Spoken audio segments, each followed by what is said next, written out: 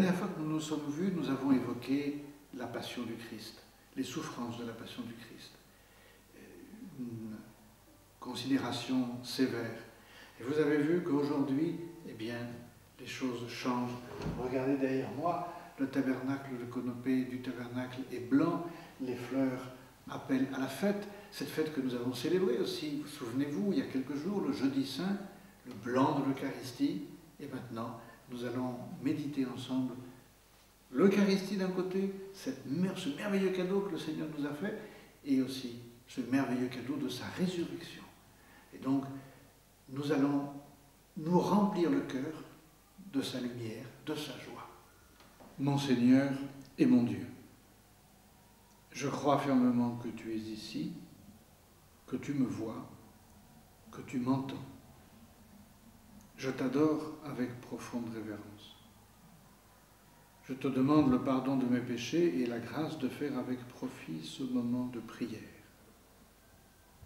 Ma Mère Immaculée, Saint Joseph, mon Père et Seigneur, mon ange gardien, intercédez pour moi. L'Eucharistie.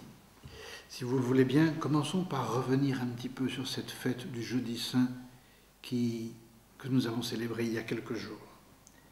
L'Eucharistie, c'est une merveille. Parce que c'est la merveille d'un Dieu qui se donne. Je me rappelle comment Saint José Maria aimait bien expliquer avec une image qui me semble très sympathique ce que le Christ fait dans le mystère de l'Eucharistie. Il évoquait la maman. Il y en a parmi vous qui me regardent, vous êtes peut-être de jeunes mamans ou vous l'avez été, et vous avez en scène, comme moi je l'ai avec mes petites sœurs, cette scène d'un enfant à qui on donne son bain. Ensuite, quand le bain est terminé, on le dépose dans une grande serviette éponge toute blanche, on le parfume, on lui met du talc ou je ne sais quoi, de l'eau de Cologne, on l'emmitoufle dans sa serviette, on fait un gros câlin, et à ce moment-là, la maman dit, au plus fort du câlin, « je te mangerai ». Eh bien, disait Saint José Maria, Dieu qui nous aime, et qui nous aime énormément, qui a donné sa vie pour nous, nous dit, allez, mange-moi, mange-moi, que tu puisses entrer en moi. L'Eucharistie, disait Benoît XVI, c'est par-dessus tout la grande école de l'amour qui se manifeste, l'amour que Dieu manifeste à notre égard, et l'amour que nous manifestons à l'égard de Dieu en le recevant en nous au plus profond de nous-mêmes. Chacun de nous, disait Jean-Paul II, dans le mystère de l'Eucharistie, chacun de nous reçoit le Christ et le Christ reçoit chacun de nous.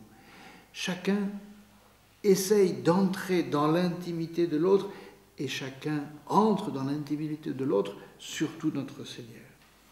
Alors, cette fête du jeudi saint que nous avons célébrée il y a quelques jours, elle doit être l'occasion pour nous, et même si c'est avec quelques jours de retard, ce n'est pas grave, qu'elle soit l'occasion d'augmenter notre désir de le recevoir, et de le recevoir dignement en purifiant notre âme dans le sacrement de la pénitence, à chaque fois que nous le jugerons nécessaire, mais pas simplement, je dirais, de le recevoir dans la communion, chose que je pense vous faites habituellement, mais c'est aussi l'occasion de penser aux visites que nous pouvons rendre au Seigneur présent dans le tabernacle.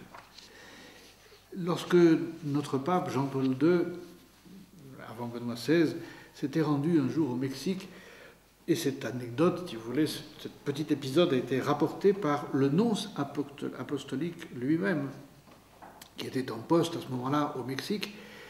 Il avait voulu, pour bien accueillir le pape, améliorer un petit peu la décoration de la chapelle de l'Annonciature, et il avait eu l'idée de demander à un monsieur qui, probablement assez riche, qui avait, parmi ses tableaux, il devait l'être, il avait un Botticelli. Et il s'était dit, tiens, cela rehaussera la décoration de la chapelle. Et donc il avait demandé à ce monsieur de lui prêter ce tableau de Botticelli. Et ce qu'il avait fait, il l'avait installé, le séjour du pape s'est déroulé, et le pape n'avait fait aucune remarque sur le tableau en question. Alors, à la fin de la visite du pape, le nonce, simplement, avant de se quitter, pour le dernier jour, lui avait fait remarquer qu'il y avait un tableau de Botticelli, un des très rares tableaux du Botticelli qui était au Mexique. Le pape l'avait regardé, sans trop s'y attarder, et lui avait dit, vous savez, le tabernacle le plus pauvre du monde est beaucoup plus beau que tous les tableaux de tous les musées du monde. Découvrir la beauté du tabernacle, découvrir la beauté de la présence de Dieu dans le tabernacle. Voilà ce que cette fête du Jeudi Saint peut nous aider à faire. Et puis, bien sûr, il faut que je vous parle quand même de la résurrection, parce que c'est la grande nouvelle de Pâques.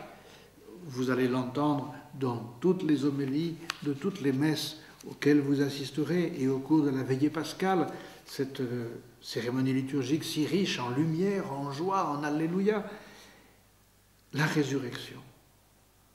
L'année dernière, dans son message de Pâques, Benoît XVI nous disait ceci. Une des questions qui cause le plus d'angoisse dans l'existence de l'homme est précisément celle-ci. Qu'y a-t-il après la mort?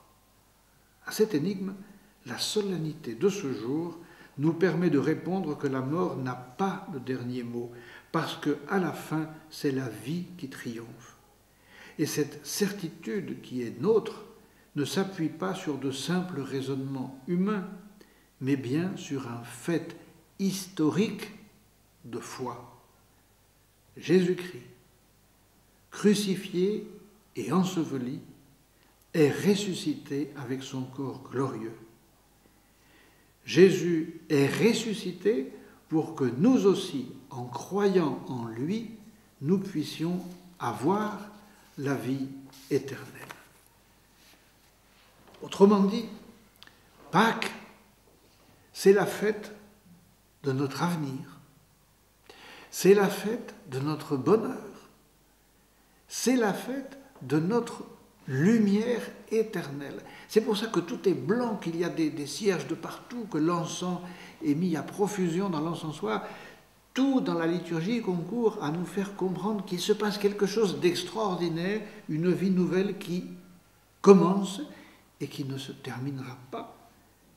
Si nous incorporons bien cette fête de Pâques à notre vie, à notre propre vie, eh bien nous allons donner à nos vies leur vrai sens. Si vous aimez la vie, se disait saint Augustin, écrit saint Augustin, si vous aimez la vie, et chacun d'entre nous l'aimons, si vous aimez la vie, pourquoi ne pas rechercher la vraie vie? Si vous aimez la vie, cherchez celle qui ne doit pas finir. C'est le sens fondamental de cette fête de Pâques. Je vous le disais au début de ce carême, lors de notre première rencontre, dans la première méditation, il faudrait que le carême laisse une empreinte ineffaçable dans notre vie. Il faudrait que nous sortions grandis de ce carême. J'espère qu'avec la grâce de Dieu, c'est ce qui s'est passé, mais n'oublions pas que cela est possible parce que notre Seigneur est sorti du tombeau. Il est sorti du tombeau et il est allé, c'est merveilleux, à la rencontre des siens. Il n'a pas demandé aux siens, à ses apôtres, de venir le trouver, c'est lui qui est allé vers eux. Eh bien, à nous maintenant d'aller à la rencontre du Christ ressuscité. Allons trouver le Seigneur et disons-lui, Seigneur, je veux vivre avec toi. Je veux vivre de ta vie. Aide-moi, Seigneur, à abandonner tout ce que le carême m'a aidé à découvrir comme étant un petit peu négatif. Et aide-moi, Seigneur, à rester dans la lumière de Pâques, dans la lumière de ta résurrection. C'est ce que je vous souhaite. Très bonne fête de Pâques à tous et continuez de vivre dans la lumière du Christ ressuscité. Et comme disent nos frères orientaux, le Christ est ressuscité. Il est vraiment ressuscité. Alléluia.